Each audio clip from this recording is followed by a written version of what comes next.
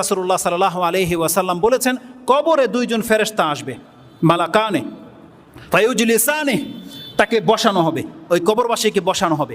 তারপর তাকে জিজ্ঞাসা করা হবে, মান রব্বুক, তোমার রবকে? সে বলবে রাব্বি আল্লাহ।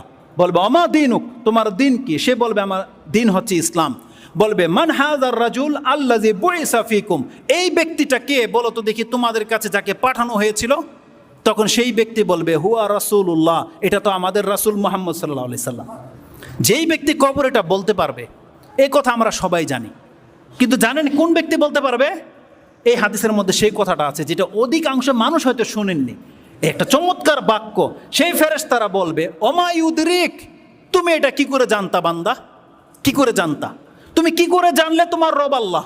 তুমি কি করে জানলে তোমার ধর্ম ইসলাম? তুমি কি করে জানলে মুহাম্মদ সাল্লাল্লাহু আলাইহি ওয়াসাল্লাম হচ্ছেন আল্লাহর রাসূল? তুমি আজকে বলো তুমি কি করে জানলে? সেই ব্যক্তির জবাবটা কি হবে জানেন? সেই